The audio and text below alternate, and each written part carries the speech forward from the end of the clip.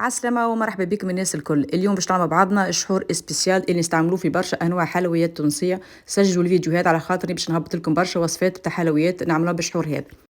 للتحضير الشحور سبيسيال باش نستحقوا الكيلو فوندون ونزيدوا عليه كيلو جلوكوز. هذوما الزوز تلقاهم عند اللي يبيعوا في المستلزمات الحلويات. نزيدوا عليهم اطرا ماء، والماء يلزم يكون سخون. ملاحظه مهمه برشا، يلزم 3 مكونات يجوا بنفس الميزان. دونك كيلو فوندون نزيدوا عليه كيلو جلوكوز واطرا ماء، والماء يلزم يكون سخون.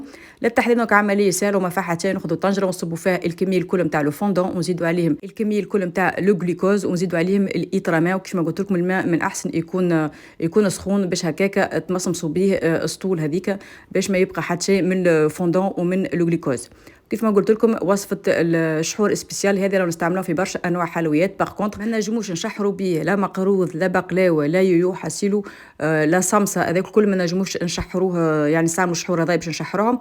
باغ كونطخ هذا نستعملوه للحلو اللوز، توسكي عجينه يعني نتاع فاكهه نجموا نستعملوها بالشحور هذايا.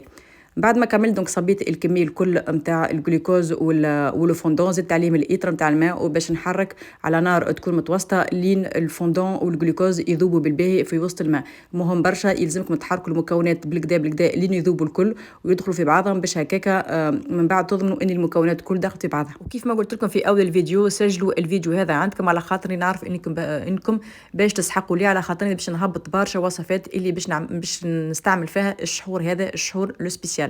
دونك سجلوا الفيديو عندكم باش هكاكا وقت ما نهبط وصفات تلقوا الوصفه عندكم. بعد ما المكونات الكل تخلطت مع بعضها بالباهي والجلوكوز والفوندون ذابوا، باش نغطيو عليه او نخلوه على نار تكون متوسطه لين يغلى.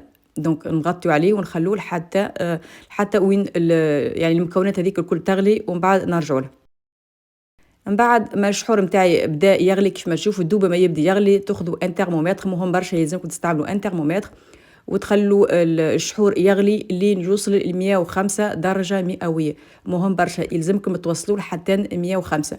باهي إذا مش متوفرة عندها الترمومتر، دوبا ما تحس إنه الشحور بدا يغلي، تنحى عليه لغطاء وتخليه يغلي لمدة 4 دراج كاملين، يعني لمدة 20 دقيقة كاملين.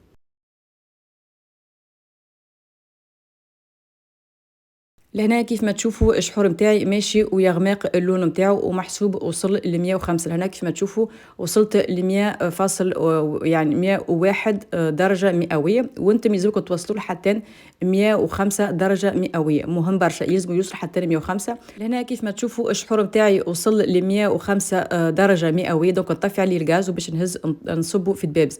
لهنا كيف ما تشوفوا فيه دونك بعد ما طاب تحسوه باللي الشحور مازال جاري برشا، لكن راهو يلزموا بالقوام هذا، ما يلزمكش تطيبوه اكثر سينو راهو من بعد ييبس. دونك في الاول باش تحسوه باللي هو جاري، لكن وقت ما تخلوه يبرد راهو باش يزيد يشد روحه. دونك اكثر ما يبقى في المده اكثر ما باش يزيد يعقد. دونك هذا القوام يلزمكم تحصلوا عليه، وهذا اللون يلزمكم تحصلوا عليه. ما تطيبوش اكثر من 105 درجه مئويه. واذا ما عندكمش الترمومتر بالطبيعه تنجموا تستغنوا عليه وطيبوا الشحور نتاعكم من بعد ما تحسون يبدا يغلي. دونك طيبوه من بعد ما يغلي لمده 20 دقيقه كاملين. بعد ما الشحور نتاعي برد عبيته في دبابز بولار، ومن بعد باش نغطي عليه ونهز نحطه في الثلاجه. مهم برشا يلزم تستحفظوا به في الثلاجه مش في الخزانه.